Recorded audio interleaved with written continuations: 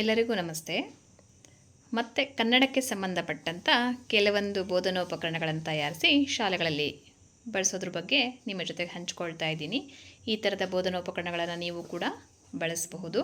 ಹಳೆಯ ಪುಸ್ತಕಗಳಲ್ಲಿ ಮನೆಯಲ್ಲಿ ಮಕ್ಕಳು ಬಳಸಿ ಹಿಂದಿನ ವರ್ಷದಲ್ಲಿ ಉಳಿದಂಥ ಪುಸ್ತಕಗಳಲ್ಲಿ ಕಟ್ ಮಾಡಿರೋಂಥ ಚಿತ್ರಗಳನ್ನು ತಗೊಂಡು ಅವುಗಳನ್ನು ಉಪಯೋಗಿಸಿ ತರಗತಿಯಲ್ಲಿ ಮಕ್ಕಳಿಗೆ ಓದಲಿಕ್ಕೆ ಮತ್ತು ಕಲೀಲಿಕ್ಕೆ ಅವುಗಳನ್ನು ಬಳಸಿರೋವಂಥ ಬೋಧನೋಪಕರಣಗಳು, ಸುಲಭವಾಗಿ ಮಾಡುವಂಥ ಬೋಧನೋಪಕರಣಗಳು. ಅದರಲ್ಲಿ ಕೆಲವೊಂದು ಟ್ಯಾಗ್ಲೈನ್ಗಳನ್ನು ನಾನು ಬರೀತಾ ಹೋಗಿದ್ದೀನಿ. ಮಕ್ಕಳು ಅದನ್ನು ಓದ್ತಾರೆ ಮತ್ತು ಯೋಚಿಸ್ತಾರೆ. ಮೊದಲನೇದಾಗಿ ಇಲ್ಲಿ ಕೆಲವೊಂದು ಚಿತ್ರವನ್ನು ಕಟ್ ಮಾಡಿ ಹಚ್ಚಿರೋದಿದೆ. ನಮ್ಮನ್ನು ನೋಡು, ಯೋಚಿಸಿ ಮಾತನಾಡು. ಅದ್ರ ಬಗ್ಗೆ ಮಾತನಾಡ್ತಾರೆ, ಕತೆ ಹೇಳ್ಬೋದು. ಅದೇ ಥರ ಈ ವಸ್ತುಗಳ ಉಪಯೋಗ ಏನು? ಇದು ಕೂಡ ಹಳೆ ಪುಸ್ತಕದಲ್ಲಿ ಕಟ್ ಮಾಡಿರುವಂಥ, ಮಕ್ಕಳ ಡ್ರಾಯಿಂಗ್ ಪುಸ್ತಕದಲ್ಲಿ ಕಟ್ ಮಾಡಿರೋವಂಥದ್ದು, ಮಕ್ಕಳು ಉಪಯೋಗಿಸಿ ಬಿಟ್ಟಂತಹ ಪುಸ್ತಕಗಳಿದೆಲ್ಲ. ಅದೇ ಥರ ಈ ಚಿತ್ರದ ಬಗ್ಗೆ ಮಾತನಾಡು, ಮಕ್ಕಳಿಗೆ ಮಾತನಾಡಲಿಕ್ಕೆ ಹಚ್ಚಲಿಕ್ಕೆ ಸಹಾಯ ಆಗತ್ತೆ. ಅದೇ ಥರ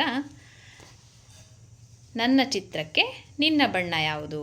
ಮಕ್ಕಳು ಈ ಚಿತ್ರವನ್ನು ಬಿಡಿಸಿ ಬಣ್ಣವನ್ನು ಹಾಕ್ರಿ ಅಂದರೆ ಹಾಕ್ತಾರೆ. ಅದೇ ಥರ ಹೂಗಳ ಅಂದ ನೋಡಬೇಕೇ, ಚಿತ್ರ ಬಿಡಿಸಿ ಬಣ್ಣ ತುಂಬು. ಇದು ಕೂಡ ಹಳೆ ಡ್ರಾಯಿಂಗ್ ಪುಸ್ತಕದಲ್ಲಿ ಇದ್ದಂಥದ್ದು. ಶಾಲೆಯಲ್ಲಿ ನಾವಿದನ್ನು ಬಳಸಬಹುದು.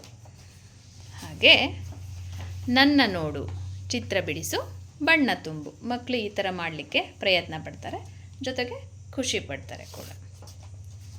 ಹಾಗೆ ನನ್ನನ್ನು ಗುರುತಿಸಿ ಬಣ್ಣ ಹೇಳು. ಇದರಲ್ಲಿರೋ ವಸ್ತುಗಳನ್ನು ಹೇಳ್ತಾರೆ, ಅದರ ಜೊತೆಗೆ ಅದರ ಬಣ್ಣಗಳನ್ನು ಕೂಡ ಮಕ್ಕಳು ಗುರುತಿಸ್ತಾರೆ. ಹಾಗೆ ಶಾಲೆಯನ್ನು ಅಂದಗೊಳಿಸಲು ನಾನೇನು ಮಾಡಬಲ್ಲೆ? ಇದು ಕೂಡ ಇಲ್ಲಿ ನಾನು ನಿಮಗೆ ಹೇಳ್ತಿರೋದೆಲ್ಲ ಹಿಂದಿನ ವರ್ಷದ ಡ್ರಾಯಿಂಗ್ ಪುಸ್ತಕದಲ್ಲಿ ಸಿಕ್ಕಂತಹ ಚಿತ್ರಗಳು. ಇದನ್ನು ನಾವೀಗ ಈ ವರ್ಷ ಮಕ್ಕಳಿಗೆ ಓದಲಿಕ್ಕೆ, ಬರೀಲಿಕ್ಕೆ, ಕಲೀಲಿಕ್ಕೆ ಉಪಯೋಗಿಸ್ತಾ ಇದ್ದೀನಿ. ಹಾಗೆ